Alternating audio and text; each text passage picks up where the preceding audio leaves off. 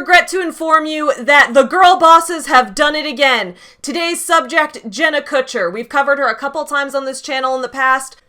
I did a When Your Morning Guru, my second channel. We also talked about her Instagram course when I did a review of that on this channel last week. That was fun. I made a lot of boss babe style posts. And I told you guys that was all in preparation to review her book that was coming out soon. Now that book is out, I have read it, and I am here to report to you guys that there is absolutely no reason this book needs to exist. So today we are going to review Jenna Kutcher's very first ever book titled How Are You Really? Living Your Truth One Answer at a Time, which I would say is about 5% legitimate business advice, 10% self-help garbage, and 85% a diss track at Rachel Hollis. Are you guys ready for this? You better be. Let's do it.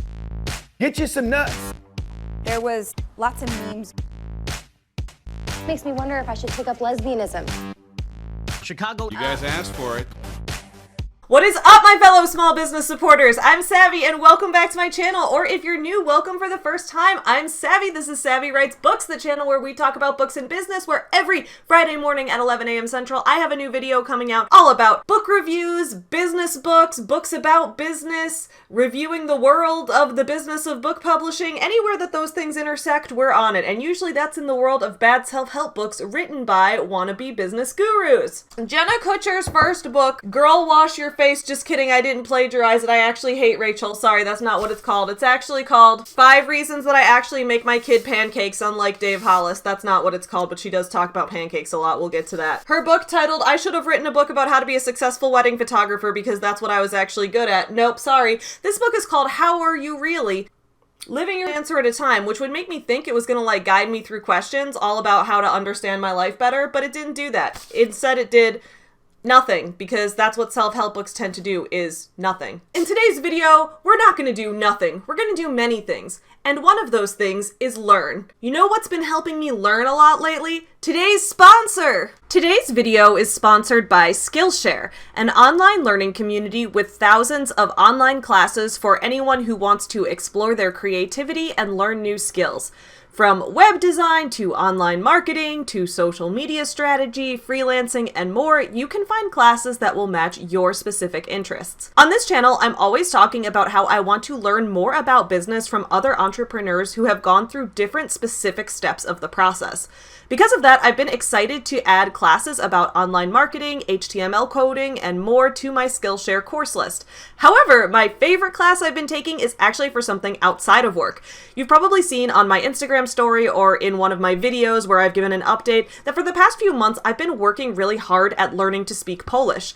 My favorite class I've been taking on Skillshare is Introduction to Polish Language, Master Polish Alphabet and Reading in Polish, taught by a woman named Weronika. Her course has been greatly helping my Polish pronunciation, which anyone who speaks exclusively English can probably confirm that is not an easy transition to make. Dziękuję, Weronika. Skillshare has lots of options for classes like this to prioritize your own self-care, including classes like the Ultimate Self-Care Playbook by Jonathan Van Ness, Plants at Home by Plant Queen, and Writing for Self-Discovery. Skillshare is also ad-free, meaning that you can stay focused while learning new skills uninterrupted.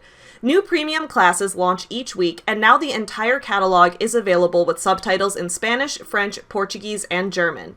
To join Skillshare, click the link in my description below, where the first 1,000 people will get a 1-month free trial of Skillshare.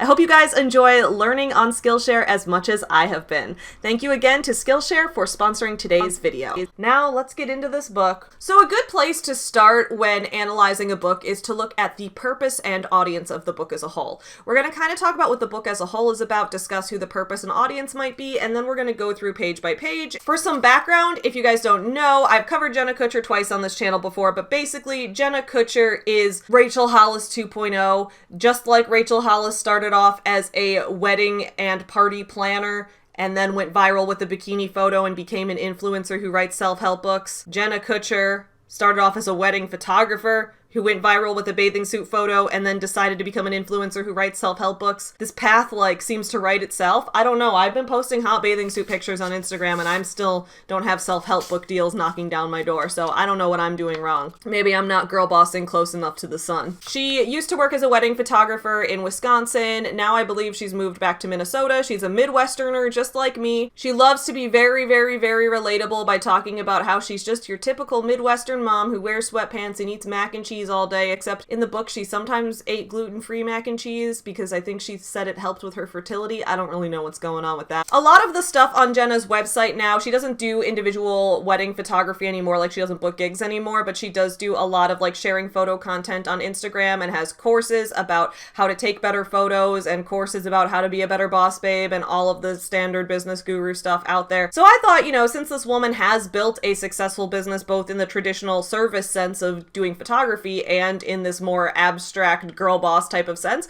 maybe it would make sense for her to write a business book, you know, with some marketing tips. And there's a little bit of business advice in here, but she decided to go the most like standard bland self-help route of all time. And that's why I'm kind of asking, like, who is this for? What is the purpose of this book? So here's what the book is about. Okay, ready?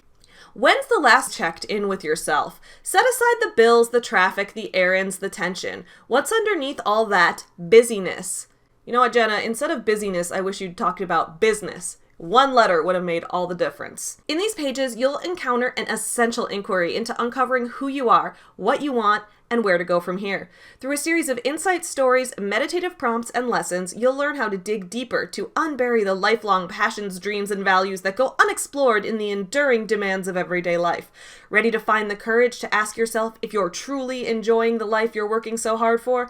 Is it time to slow down? Should you stay or go? Quit or pivot? Is enough enough? Flip the page. Your answer is inside. So again, I just don't see the purpose of a book like this being written by Jenna. Like, it's always when someone writes a book, it's like, why am I the person who should tell this story? Because I'm telling this story, I'm writing this book, why should I write this book? So like when I wrote Savvy Business Owner, for example, that's the one nonfiction book I have out. I'm working on a second called Conversations with My Puppet, going from the playful to the profitable. Something like that. I'm still working on the subtitle. It's all about using toys and playing with toys as a way to unlock creativity and become more profitable in your business. And I'm going to talk about specific ways I did that. That's what that book's going to be about. But anyway, I have one nonfiction book out right now and 10 fiction books. But I have one nonfiction book out, Savvy Business Owner. And the reason that I decided I was the person to tell that story, because I wanted to give an extremely detailed step-by-step description of what it was like for me to actually start my own business, because I noticed that there was this gap in the market with a lot of business books kind of giving these vague overviews and feel-good platitudes. And I thought that as someone who, you know, I had started my business and had been studying business on my own for years, I thought maybe I can tell my story and share my experiences and see if that information helps someone. That's why I wanted to tell this story. I have no idea what Jenna's connection is to these vague concepts of how are you really, of general therapy practices, of being honest with yourself. I don't know what her connection is or what her specific qualification is to write this. And when I say qualification, I want to be clear. I'm not saying that you need to have a license in therapy to write a self-help book. That is not what I'm saying. When I'm talking about qualifications, I'm talking about what is the credibility? What is her ethos as a writer on this? What is going to make me as a reader look at her and say, yes, she is the one that I want to learn about this specific topic from. I have no way to know that from what I read in the jacket. So let's just go into the book and start reading it. The first issue I noticed in this book was starting in the introduction, where in the introduction she gives kind of the thesis of the book. It's this idea that when people ask us, you know, how are you? It's considered common in small talk to say like, I'm good, and then just move on. When you stop and ask someone, how are you really? And then you stop and ask yourself, how are you really? It's about not just brushing off your emotions as, oh, I'm good, I don't want to make small talk, we're going to just move on and barrel through life, but instead to stop and actually take stock of how you're truly feeling and communicate those things with each other. And I don't hate that as a concept. I think that that's actually a very good thing that needs to be talked about, because I've told you guys before, I am a queer neurodivergent woman, and because of that I'm always missing social cues. I'll be out here and someone will be like, how are you? And I'll be like, I mean, sometimes I feel like I'm not hot enough to measure up to the rest of bisexual TikTok, and it eats away at my body dysmorphia. And someone's like, oh, I just wanted you to say fine. So I get it. Like, I'm kind of the person who's the opposite of what she's talking to here, but I do think that there is a general issue with, us not really meaning what we say directly, although that is specifically American, and I mean, it might be in other countries too, but I know that culturally, the way that people process small talk is very different. Like, people have told me that I would do better in Finland because if I went to Finland, people only say to you exactly what they mean.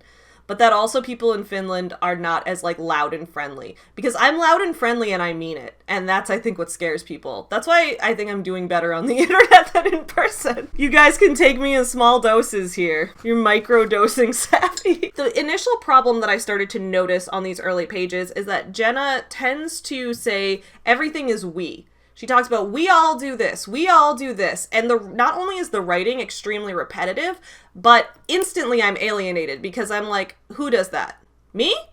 I'm part of we here? Speak for yourself. Page 2. We tend to take the most direct route to get me out of this conversation before I expose myself. We avoid the curves, the dips in the road, and the dust of our lives in conversation. We quickly reroute to safe territory or take the quickest exit. It's like we want others to pay attention, but not so closely. And I'm like, who is we here? Are you talking about you? Because maybe instantly I'm like, I'm not the audience for this book, I guess, because I don't do any of those things. In fact, I'm the oversharer. I'm the opposite. I'm the one who, when you're asking me a question, it's like, Savvy, I did not need you to dump all that on me right now. Let's move on. And then she's like making it a big dramatic thing. It's like, what are we running from? Drowning out and keeping under lock and key. The answer. The truth is, we're scared of what might come out if we pause to pose the question with honesty, not only to the people in our lives, but to ourselves. We're scared of what we'd hear if we got quiet enough. And I'm like, stop bringing me into this. However, on page 3, we do get our first diss at Rachel Hollis, which I think is hilarious because I believe Jenna and Rachel were very good friends for a while.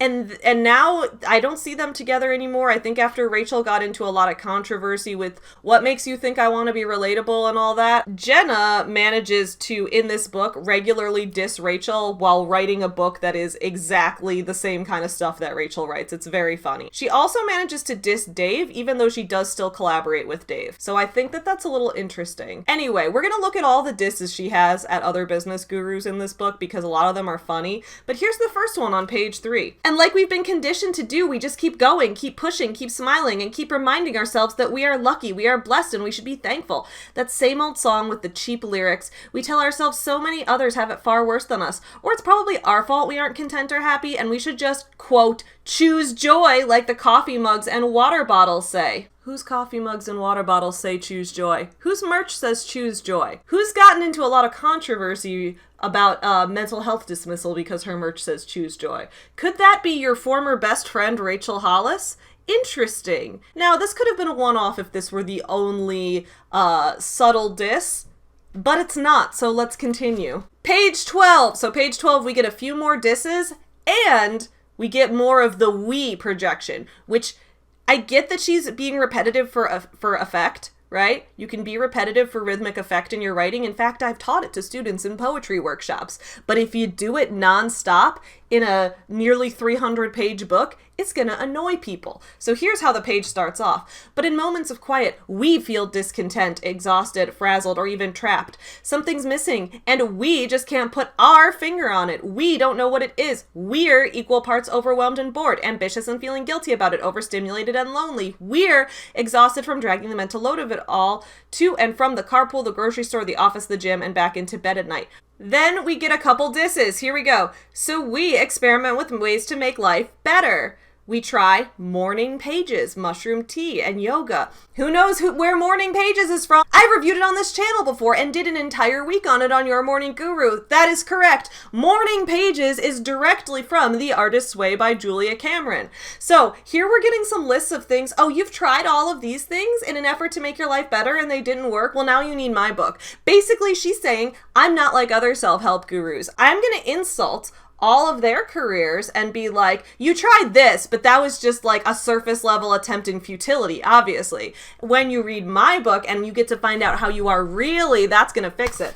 In my self-help book, I'm just gonna be like, you tried reading Girl Wash Your Face and washing your face just dried out your skin. You tried reading The Artist's Way and you thought all of the nonstop God references were a little alienating.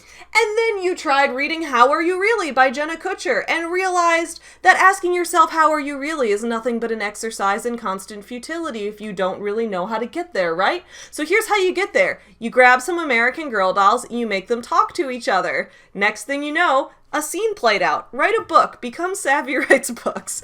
Everyone should be exactly like me, because that's what I mean when I say we do everything that I do, because I assume my audience is identical to me because I have a 3-year-old's understanding of perspective. We plan date nights. Who talks about planning date nights in their book? Rachel Hollis. Let's continue. We hire a house cleaner. That is the 3rd shot fired at Rachel in the first 12 pages of this book. Okay. Then takes her first shot at someone else, which this is not the only, this is the first. She takes of many shots at this person who she later names by name.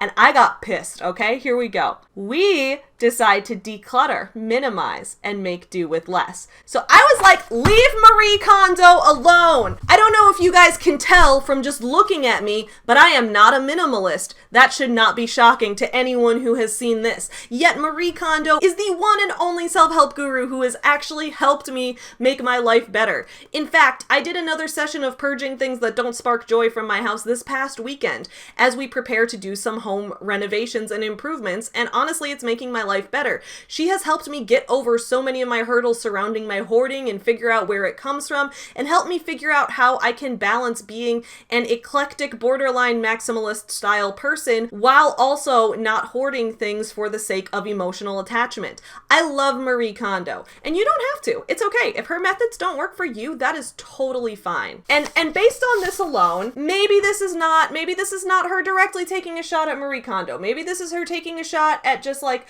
the whole concept of reorganizing your space as a way to make your life better without addressing the root of the problem.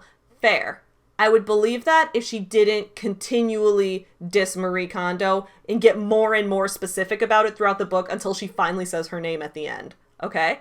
That's what's gonna happen. And I was like, Jenna, no you do not. You keep Marie's name out of your mouth, Jenna. Marie actually helps me, unlike this dumb shit book. Oh! Sorry, side tangent. Speaking of this book not being helpful, I was about to say that it's overpriced. To be fair, it is $25, which is pretty much standard hardcover new release price, but this book is printed on the highest quality paper you could possibly imagine. This paper is so incredibly smooth. This is like photo paper. When you decide to publish a book, the weight of the paper chosen and things like that all factors into the printing cost. I know this as someone who has to pay printing costs because my business Forever Home Friends gets our books printed and produced. So in the past, when I've gotten books printed and I've looked at different printing options, I've had to choose, okay, what weight of paper do I want? What type of color ink do I want? What type of this or that do I want? The heavier the paper and the higher quality the paper, the more expensive the printing. Now, I have to balance that, right? Because I can't just get super cheap paper and super cheap ink for my books because they have illustrations, they have pictures. But I don't have to go so heavy with the paperweight that it would support entire photos, right? It's not like I'm doing a coffee table book of landscape photography. Jenna's book is printed as if it is meant to be like a book of photos. The paper is incredibly heavy. Like, this book is way heavier than it should be. The paper is super heavy. There's color in this book. Do you know how much more expensive it is to print something in color? Once you go away from just black letters on white paper, or actually it should be more like cream color paper because the stark white paper is also more expensive. So I just don't understand the costs. I don't understand why they printed chapter titles in color and have just full color pages taking up ink in here. Or why there's these little blocks in here that are in bright yellow either. They're just like speed running, getting the book cost up as high as possible. Jenna was like, Dave said 18 American dollars. I'm gonna make my book 25 American dollars and I'm gonna make it worth it by printing it on photo paper. And I thought, okay, maybe this book is going to have some photos in it because Jenna's a photographer and that's how she got her career start. So I'm looking through it, waiting for the photos. No photos. No photos in the entire book. Just text. There's no reason this book needed to be printed in color. And there's absolutely no reason it needed to be printed on this borderline glossy, heavyweight white. This book was published by Day Street Books, which is an imprint of William Morrow, which is a division of HarperCollins. So yes, it ties back to the Big Five like many of them do. They're the same company, I believe, that published either Girl Wash Your Face or I think didn't see that coming. They publish a lot of these type of books, right? I want to know from this publisher, what was your thought process? What was your process in like, yeah, let's make the printing as expensive as humanly possible for this self-help book that's incredibly just basic text on paper kind of shit. What was going through your head? I'm very confused. This book is not worth the paper it's printed on, literally, because they printed it on expensive ass paper. Then it just continues a bunch of repetitive writing. We do this, we do that. If we did this, would we do this? Just like non-stop. Jenna, girl, vary your sentence structure. Then on page 14, we get our first ad within the book itself in one of these giant ass yellow blocks where she says, want to hear more from gold diggers whose dreams began by responding to a need in their lives? Check out jennakutcher.com/more. Regularly, she has these giant blocks that's like, do you want to hear more about this topic? Go to my website. And I'm like, I paid for this book. Why didn't you just put it in the book? If you think this information's valuable, put it in the book because you have so much fluff, so much nonstop. We do this. We sit in the carpool lane all day. We girl wash our faces in hopes of making our lives better, but it never works, does it? We just have so much of that in this book.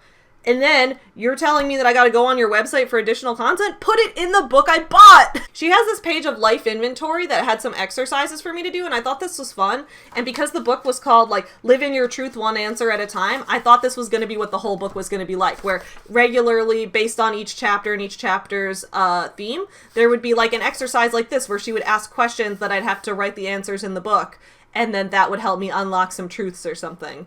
But this is the only time it comes up in the book. She does this once. There's no more journaling space in this book other than on these 2 pages. It was like a one-off. I have no idea why she did that. But I'll read you guys my answers anyway. Here's the first question. What inspires you? I said, fall Chicago weather, warm beverages, buff girls on Instagram, seeing others' art in my genre, doll modifications, indie women's fiction, etc.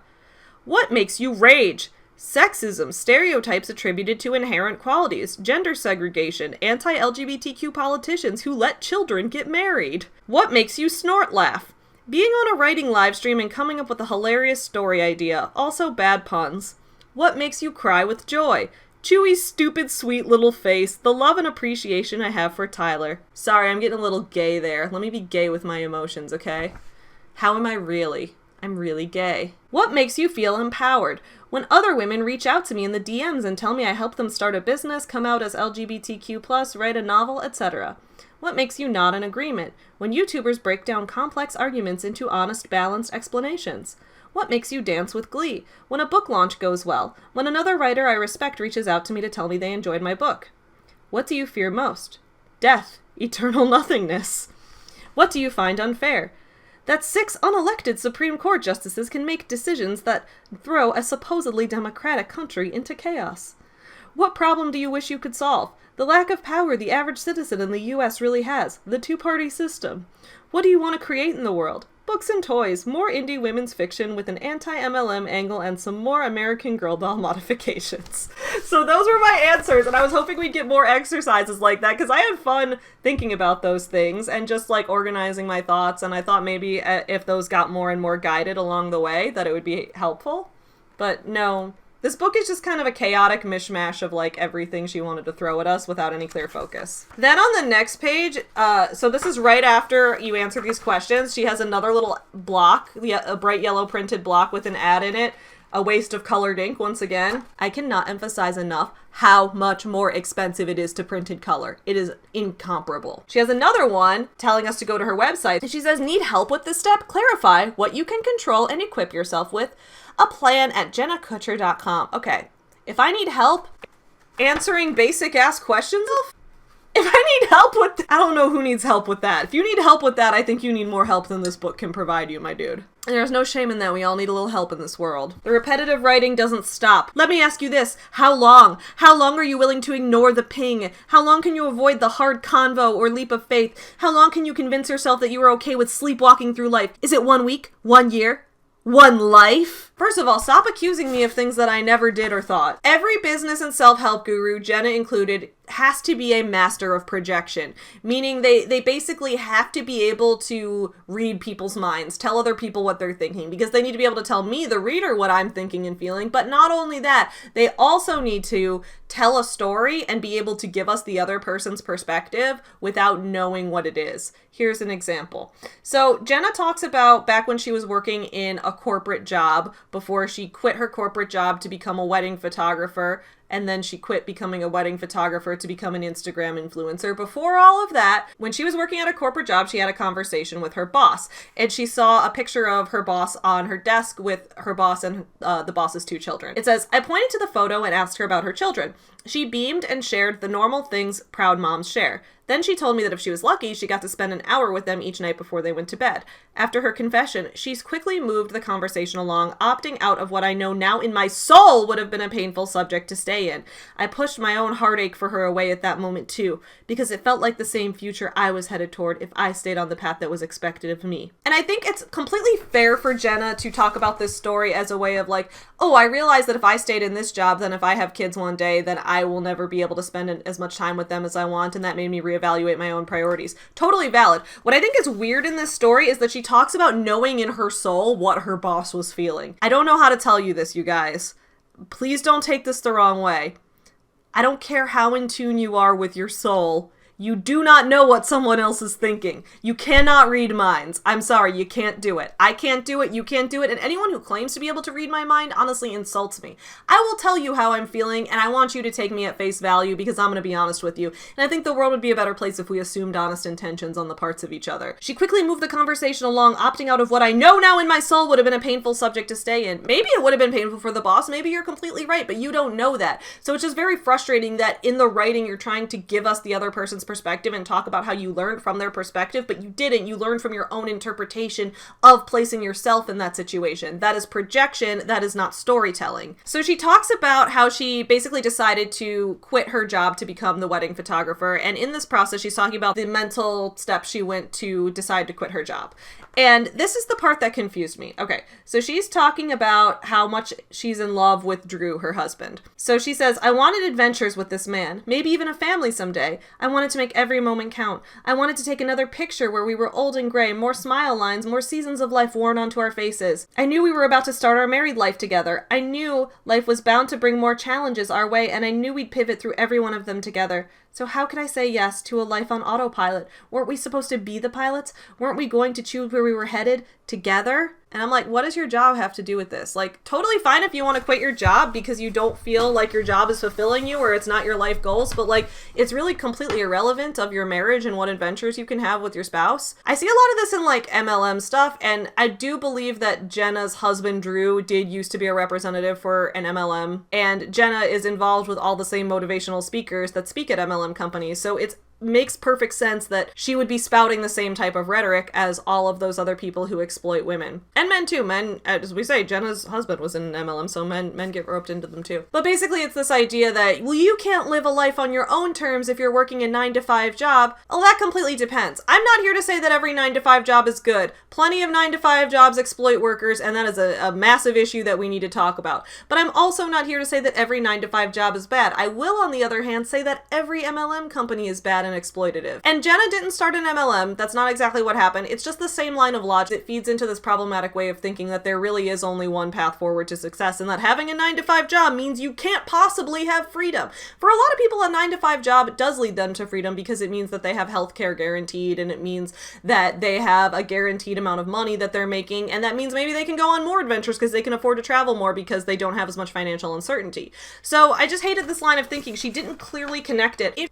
If she wanted to make this point, she needs to clearly connect it in the writing itself. But there's nothing in the writing itself to say why her job was preventing her from having any of these things. I will say something Jenna does well in this book is that she cites her sources. If I were to compare Rachel and Jenna, I would still say Rachel's better. And here's why. You guys know I'm incredibly critical of Rachel. I would say Rachel's better because Rachel's a better storyteller. She's a better writer. Her writing's more engaging. And it feels like the whole concept of this book was just Jenna stealing Rachel's ideas of like, here's the lies we tell ourselves and here's how to be honest with ourselves and be empowered to move forward and choose choose our own destiny, right? Like, it's basically the same concept as girl wash your face, but Jenna's also basically dissing the parts of Rachel she doesn't like in it. So that's the part where I'm like, I don't really like, I can diss Rachel because I do things differently than her. You can't diss her and then do the same thing. But I will say there is one thing that Jenna does better than Rachel, and that is that she cites her sources. Rachel Hollis is known for plagiarizing other people's quotes and not giving them any credit, especially Maya Angelou. Now, Jenna Kutcher uses a Maya Angelou quote and she gives her credit. The start of chapter 3, which is called Halfway to a Dream, she has a little epigraph that says, "I've learned that making a living is not the same as making a life." Maya Angelou. Thank you for citing your sources. She also has a little bibliography in the back. See, she's got a notes section. So that's pretty impressive. So she cites her sources. Good job, Jenna. Keep up the good work citing your sources. Page 46, I thought she actually did a decent job. There are a few parts in this book where I'm like, this part is decent, and if the whole book could have been like this would have been a much better book. So page 46, she's talking about gold digging, which that's a reference to her podcast, which is called the Gold Digger Podcast. I think it's actually a cute name because I love puns. You guys know how much I love puns. So it's like, don't be a gold digger, be a gold digger. You know, go after your goals and make the money that way. I think it's a clever name. I like it. So anyway, she says, what I want to tell you about gold digging is this. You don't have to quit everything, hand in your 2 weeks notice tomorrow, and upend your whole life to live out your passion. Likely that's not a viable option anyway. Perhaps burning it all down is the right move for you, but the odds are, like a game of chess, you're going to have to make many of your moves slowly with calculation. You're going to have to walk slowly in the direction of yourself, one small step at a time.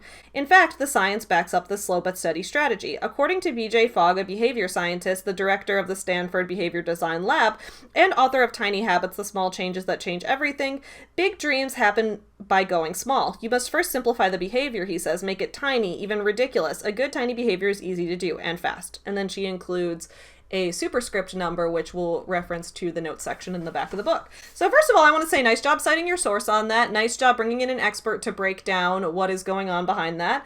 I would rather go into more of that, though. That's interesting when you're talking about the ways to break down goals. Okay. So now talk to me about how you break down your goals. You're a successful businesswoman. How do you break down your goals? What methods did you use? Physically, did you use a Google Calendar? Did you use a physical planner? Did you write things down? Did you start with certain questions that you ask yourself that maybe you can make us a little journaling prompt in the book to do as well? Did you break them down monthly? Did you break them down hourly? Did you try out different systems and say, here were the pros and cons I found of each one? Expand on that. I think that would have been much more interesting. I do really agree with the idea of breaking things into tiny habits that you form over time. That is something that has worked incredibly well for me. We did, on Your Morning Guru, one of our monthly book club books was Atomic Habits by James Clear, and I thought that there was some really good advice in that book because through doing my morning show live stream, I have added a lot of tiny habits to my life, such as, starting off with waking up in order to be able to do a 7 a.m. live stream every morning. Before I started that show at all, I would wake up, this was like around the start of COVID, I would wake up whenever because I wasn't working completely from home. So if I had a meeting, I would wake up in time for the meeting. Otherwise, maybe I'd wake up at 2 p.m. Who knows? It got me in the habit of waking up at the same time every day. It got me eating better. Now I'm building in this habit of every day taking pictures of all the food I eat and sending it to my dietitian. That is not advice. That is a habit that's working for me based on working with a professional. I'm not telling you to do that because that might not work for you. Everyone has individual circumstances regarding their relationship with food. Next habit I'm going to work in is doing a daily uninterrupted hour of writing every day after I walk Chewy. Anyway, that's my point is though that if you build one habit and then it becomes part of your life. Oh, Duolingo. That's the biggest habit I built. I have like a 280 something day streak on Duolingo right now. I'm going to be speaking Polish pretty soon because I've been working really hard at that. And I've talked to you guys about that. I've been giving you guys updates on this channel about it. You build those small habits every day.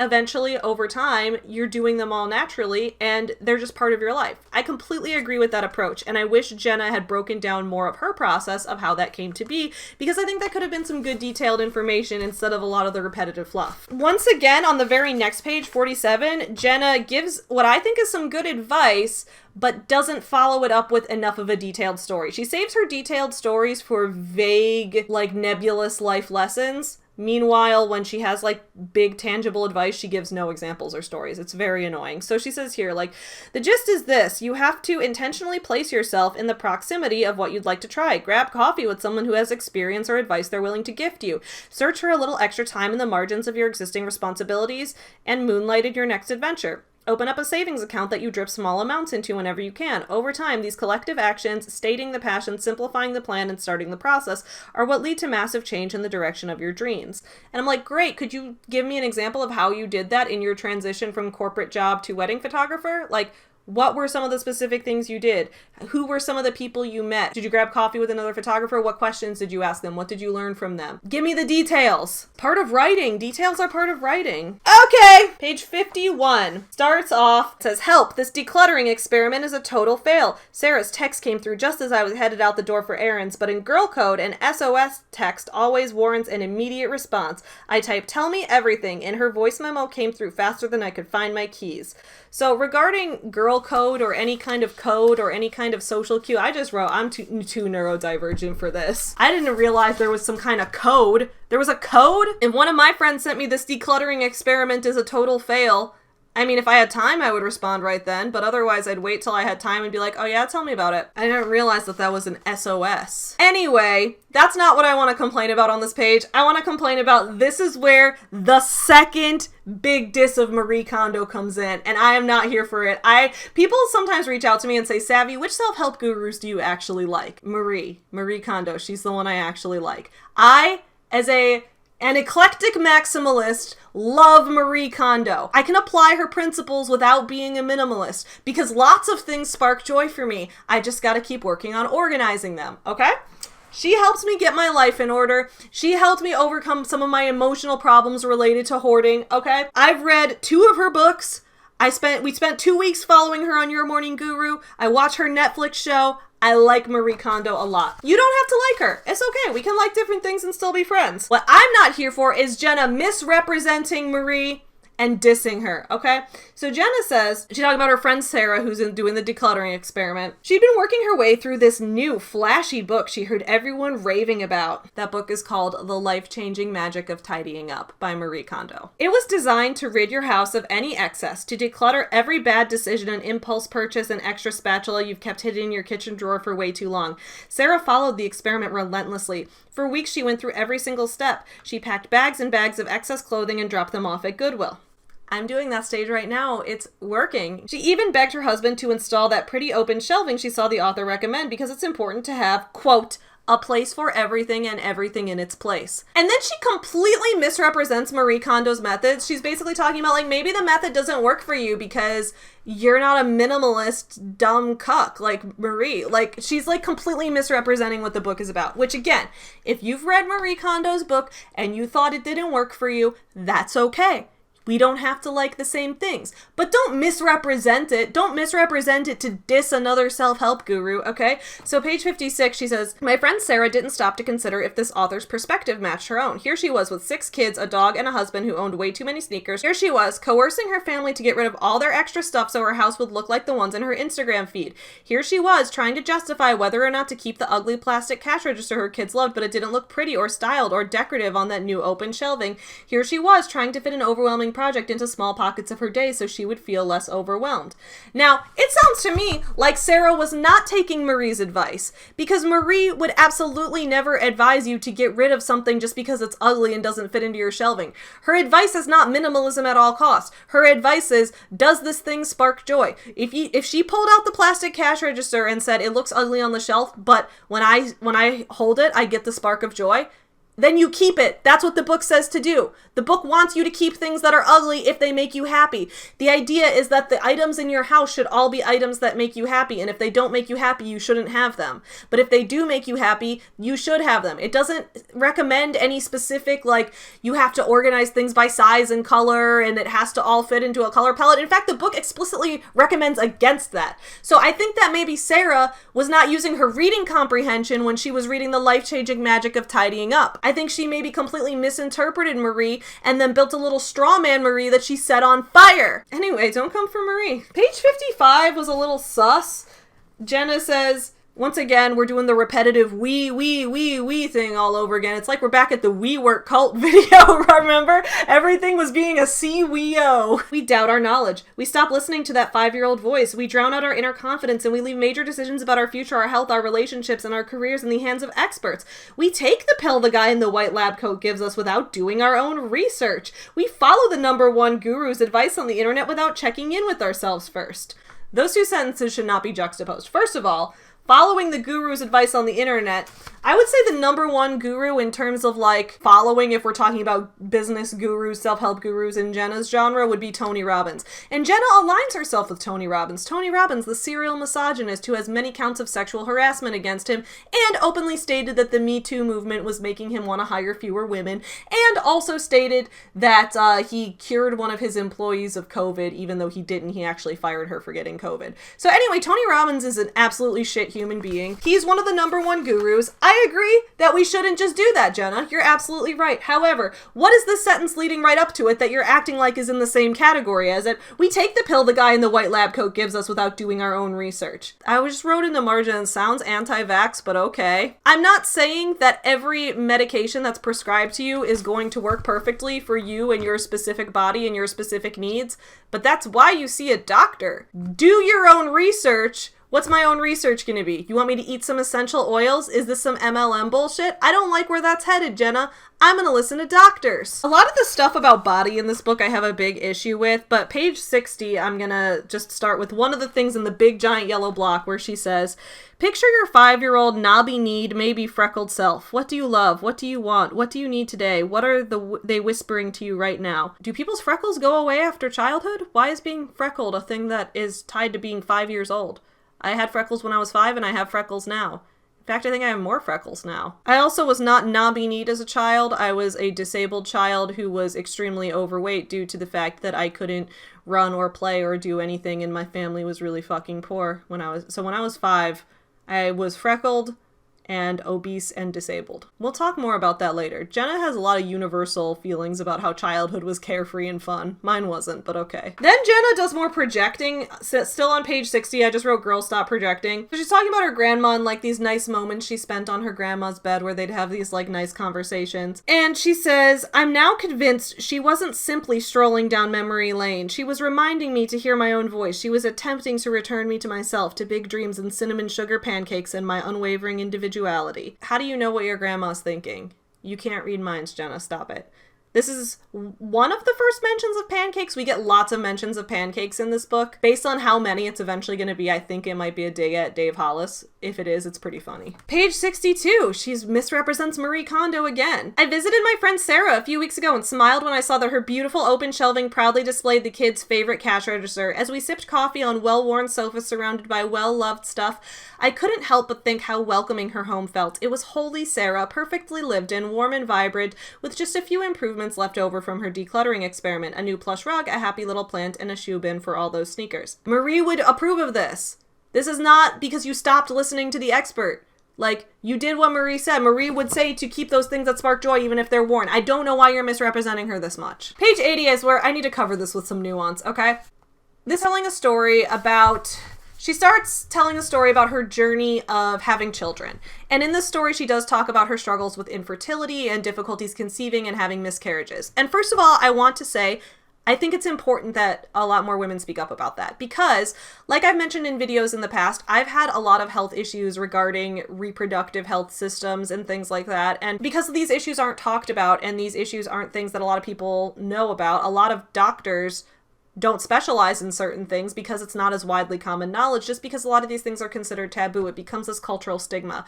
And because of that, I have had a lot of issues finding doctors to treat things that I have or finding specific solutions to certain problems, or just even finding other people who knew what I was going through or what I was talking about in the first place. It's not infertility that I struggled with because I've never tried to conceive a child and I never will. But I completely think that the same issues I had stemmed from the same problem of people not wanting to talk about these type of health issues and wanting to sweep them under the rug. So I want to say, first of all, genuinely thank you to Jenna for being so open about those journeys, because a lot of times people feel stigmatized, like they're not supposed to speak up about that. And I am really grateful that she did, because I think those are important conversations to have. That said, a lot of the way she talked about this bothered me, And it's her story to tell. I'll read it and I can explain to you why it bothered me, okay? And it's totally fine if you disagree. On page 80, she's talking about how she and Drew, the first couple years of their marriage, weren't sure if they were going to have kids ever or not. They were on the fence. It said, Drew and I were happily married. It was just us two plus our two unruly rescue pups. We had freedom, a rhythm that left room for spontaneity, full nights of sleep. We felt a level of contentment we didn't necessarily want to challenge. We liked our simple little life without the responsibilities of diapers and middle of the night cry fests. Like, why couldn't it just be the two of us? What was wrong with that? There's a reason Reese's peanut butter cups come in pairs. So for the first 5 years of our marriage, we told our parents we would never have children. Yeah, we used the forbidden never word. Throughout the way she talks about this in the book, Jenna never makes it sound like she actually was certain she never wanted to have kids. She makes it sound like she was always a little bit on the fence. She and Drew were like, there's some things we like about life without kids, but maybe we'll want them one day. But when other people in her life badgered her about it, she said, no, we're never doing it. Now, I can understand the impulse because I think there is this culture of people very rudely asking married couples, when are you having kids? When are you having kids? And that's invasive. Like, stop doing that. That's super rude. So I can understand the desire to want to just shut it down and be like, never, stop asking. I can understand that. The response was basically people, her family going, oh, you'll change your mind. It says, their response, oh, you'll change your mind. Even now, that phrase makes me cringe. I will, of course, change my mind about things, but you and I both certainly have no business in predicting the specifics for each other, and I agree with that. However, Jenna then later very badly wanted to have kids, and she and Drew had 2 kids, and they went through lots of fertility treatments for the sake of having kids, which again, I'm glad they were able to do. I'm glad they had access to that, and I'm glad that they were able to make that happen, and they had their own choices with their own bodies to do that. What I have an issue with, it's like when you have a guy catcalling a girl from the window of a car. I heard this story once about how one of my coworkers was telling me, oh yeah, my cousin, she goes on dates with guys that catcall her from the car window. And I was like, she what? Like, when there's like a guy driving by in the car and they're like, hey, beautiful, can I get your number? Like, usually people just consider that sexual harassment and move on and are like, no, goodbye. I always wonder, what makes them think this works? They must have at least one success story to think that this is something they can continue doing. And then I'm like, girl, your cousin is ruining it for all of us because she's out here going on dates with those guys that yell at her out the car windows and making the whole network of car window catcallers think that this is a strategy that'll ever work. When a lot of us say we never want to have children, we mean that we never want to have children. So when you say that when you're not certain and then you actually do want to have children, you give ammo to the people who go, oh, you'll change your mind. Because now they have an example of that actually working. And to be clear, I don't have an issue with someone changing their mind. I don't have an issue with someone saying, I know for certain I never want to have kids, and then something massive shifts in their life and later they realize they do want to have kids and it changes. Live your life the way you want to. It's that Jenna never was certain she didn't want to have kids. She just said that to brush people off. And then she actually did want to have kids. So that bothered me as a child-free person who would like to just get myself fixed already. You know what I'm saying? I think it feeds into that stigma that, oh, you'll change your mind. We're not going to provide this hysterectomy or tubal ligation that you gave informed consent for the procedure for even though you're 30 years old because you might change your mind. Jenna changed her mind. Yeah, fuck that. I don't know, the way she makes it sound, we had been married for 5 full years, traveled together, got our career footing, and bought our first house. We watched as our brothers became dads and all of that. I'm like, I've been married for 5 years.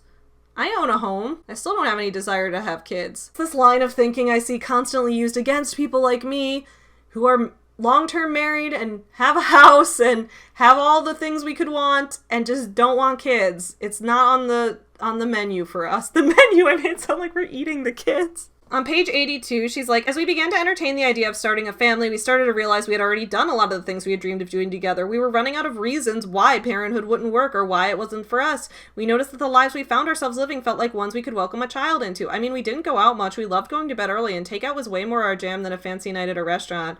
I just wrote stop, OMG. What do you mean reasons parenthood wouldn't work for you? If you want to have kids, have kids. If you don't want to have kids, don't have kids. These reasons aren't related. Yeah, this is what I wrote on page 82 in the margins. Changing your own mind is fine. Just acknowledge how you make it harder for a lot of us. It just acknowledge the systemic things involved there. That's all I'm saying. Then on page 83, she cites an expert and doesn't give us enough information. She says, cognitive scientist Dr. Maya Shankar once shared with me this idea of identity foreclosure. It's this notion that we often commit ourselves to one identity, a very specific one, without having explored all the options out there, and in labeling ourselves or claiming a specific identity, it can make us feel fixed or stuck. Cool. I'd like to learn more about that.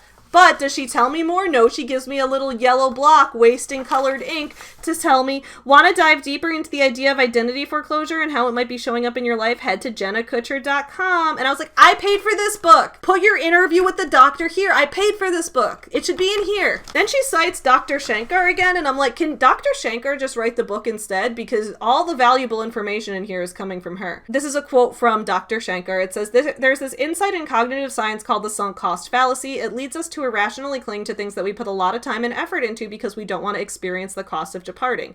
That's why so many of us worry that abandoning something we once loved will cost us someday, and in doing so we disregard what living a life that is unfulfilled is costing us today. And then she continues to talk about the sunk cost fallacy, and I think that this is valid because the sunk cost fallacy is a real thing. Oh, if I've come this far, I might as well keep going. MLMs use this a lot, right? Where they say like, oh, you've already invested this much money, it would be a waste for you to get out of the MLM now when you could go up one more level. And it's like, okay, but you've already sunk that cost.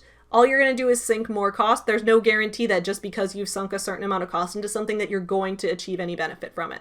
So that's a sunk cost fallacy. And I think it would behoove people to learn about it. I agree. Dr. Shankar should write this book. Then a bunch of this book, she keeps talking about going to Hawaii a bunch. Jenna goes to Hawaii a lot. She takes a lot of trips to Hawaii. Page 99 is just a lot more projection about childhood. Jenna says, now wherever you stand on Plato or philosophy or embodiment theories, hear me out. Do you remember that incredible feeling you got as a child swinging high above the treetops with the sun on your shoulders and the breeze in your hair when everything was beautiful and perfect and right with the world? You closed your eyes and felt the physical sensations of all that in your soul, didn't you? The peace arrived from a depth undiscovered. It was far more than skin deep. It wasn't just you thinking or feeling. It wasn't just you thinking about how you should be feeling. It was you, full stop, experiencing, living, being. No, Jenna, as a child I did not swing in treetops because I was disabled. I spent most of my childhood in physical therapy. Doctors were concerned that I might have cerebral palsy. I didn't, thankfully. However, I had a lot of trouble walking. My walking was not right up until I was maybe 6 or 7 years old. I could walk at the ages that children normally start walking at, but I had to walk with braces for a long time. I couldn't play really a lot of sports, and I was in the hospital a lot. And then on top of that, I was being raised by a poor single mother. So no, I didn't have any of these experiences as a child, actually. In fact, my body was failing me from the very beginning of childhood, and as a result, I developed body dysmorphia from the very beginning because I learned that I couldn't trust this gross meat sack that I've been living within. I don't remember those carefree days of childhood at all. In fact, I remember feeling carefree for the first time probably when I started college. And I remember feeling at home in my own body for the first time 5 months ago after I got breast reduction surgery. My positive memories only started as I got older. And that's not to say that isn't true for you, right? Everybody's experience is different. That's why I just don't like the, don't you remember doing this? You felt this way, didn't you? Like, no, I didn't. Stop telling me how I felt. I, as the reader, had a completely different life experience than you, Jenna, despite the fact that we're both Midwestern. The next chapter is called Married to Mr. Six-Pack, How to Speak to Yourself. If you guys remember, I did a parody Instagram post of the viral Mr. Six-Pack thing. I think her calling her husband Mr. Six-Pack is cringe, but in a funny way. So she calls her husband Mr. Six-Pack. Her husband, Drew, is a physical fitness trainer. He also used to sell MLM products, but he was a physical fitness trainer. And so he, as a result, he has a six-pack. He has like a super ripped body because fitness is his career. That's great. Good for him. Jenna doesn't have a six-pack. And because of that, she used to have all these insecurities that her body wasn't as ripped as his or whatever. I get it. I'm jealous of the fact that Tyler can lift more than me even though he never goes to the gym and I'm at the gym constantly because Tyler just has better genetics. And I think that's some bullshit, okay? I think that that is privilege, okay? I don't think that's necessarily worthy of this, like, viral shit, of this, like, constant, like, milking it for clout. And calling him Mr. Six-Pack, it sounds sarcastic. It's not, but it sounds like you're on a sitcom where, you know those sitcoms from, like, the 2000s where it would be, like, a super fat husband and then, like, this super thin wife? That was just, like, a common thread in sitcoms in that era. It would just be, like, a lot of really stupid rude fat jokes and then like also a lot of jokes about, oh, my husband's fat, oh, my wife is a bitch. It was just like fat phobia, misogyny, back and forth, and that was just the joke. Remember those? Like King of Queens. I loved that show. It was stupid as shit, but I loved it. I'm a lame sitcom lover, you guys. I'm so cringe. But it would be like, imagine on one of those shows, the wife would just be like, oh, you're Mr. Six-Pack over here. Like, it sounds like sarcasm. Like the husband's gonna be like, wife, you look like shit today in that outfit. oh, well, aren't you just Mr. Six-Pack over here? Like, that's what it sounds like. It sounds sarcastic. But anyway, she does that. On page 106, I wrote that we need to have a conversation about the word curvy. I had a discussion about this on my Instagram story because I am not convinced. I think we're all using the word curvy differently. Jenna's talking about how she did that viral post about her and Drew on the beach where he is Mr. Six-Pack and she's like, how I as a curvy woman didn't feel I deserved him. And I'm like, first of all, I agree that Jenna's curvy. I don't agree that curvy equates with not being thin. I think you can be curvy and thin. You can be curvy and fat. You can be curvy and muscular. You can be curvy and have a six-pack. Curvy is a ratio. This is how I've always learned it. Because I was always told I was curvy growing up, right? Because I had big fucking titties. I had big titties and wide set hips and a small waist. That's always been what I've had. So my body makes the hourglass. Curvy is what is shorthand for the hourglass figure. Like you could call Marilyn Monroe curvy. And I'm going to do a video about Marilyn Monroe because a lot of people out there have this weird ass misconception that Marilyn Monroe was not extremely thin. She was extremely thin. A lot of people will tell me they think I'm thin and then tell me they think Marilyn Monroe wasn't thin. I'm like, okay, my waist is 32 inches. Marilyn Monroe's waist was 24 inches and we were the same height. So I'm pretty sure she was thin. Okay? Thank you.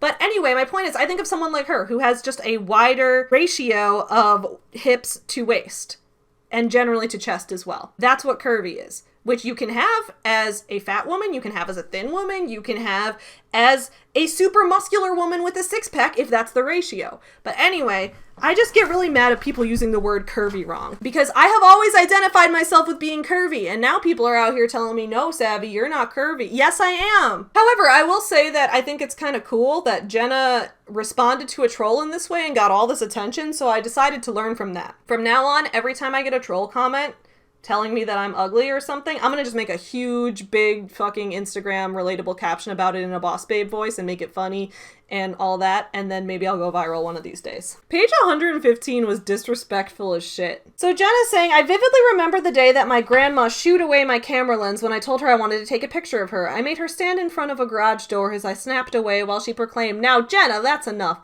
In her 76 years of living on this earth, she still didn't feel like she had a right to take up space or be worthy of a beautiful photo of her beautiful self. Wait, Jenna, maybe your grandma just thought you were being annoying. Like, what happened, what you presented to me as having happened in this situation is that you wanted to take a picture of your grandma in front of the garage door. Your grandma was like, Jenna, stop it, that's enough. And you took from that, my grandma just couldn't accept that she was beautiful. It's because society tells women we're not beautiful enough. Or, Jenna, maybe you were just being annoying. Maybe she didn't feel like having your picture taken right then. Maybe you were up in her face with the camera acting all paparazzi with your grandma. There isn't enough detail in the story to go by, but like, way to project and be like, I know what my grandma was feeling. You can't read your grandma's mind, Jenna. And then on the next page, she talks about how the photo she took of her grandma in front of the garage, she printed it next to her obituary when she died because she knew her grandma looked so beautiful there. And I'm like, wait, so you annoyed your grandma by taking a picture of her that she didn't want? And then you used it in her obituary because you knew deep down that she wanted it? Jenna. Then on page 158, Jenna's talking about making friends as a child, and she's like, remember when it was easy? Remember when our only criteria for friendship was whether or not we shared the same enthusiasm for Lisa Frank erasers or Twinkies or Full House? When did it all get so complicated? As grown-ups, the stakes seem so much higher. Do we share similar values? Does she hang out at places I can't afford? Are we in the same season of life? And I'm just over here like, no, when I was a child, I had no friends because I was the depressed, disabled, poor kid, and nobody wanted to hang out with me. As an adult, I have lots of friends because once again, I've gained more confidence the older I got and the farther away I got. I guess I'm lucky that like the beginning of my life was the hardest part because it's like, I'm only going up from here. But anyway, my point is my experience is the exact opposite of Jenna's. I've gotten friendlier and more outgoing the older I've gotten, and it's been easier for me to make friends because I have a lot of interest in a lot of things, from, you know, writing to working out to making videos to doing art. Like, I have a lot of interests, so I make a lot of friends who have similar interests. When I was a kid, I guess I had interests, but I was mostly just like depressed and like going through lots of trauma all the time.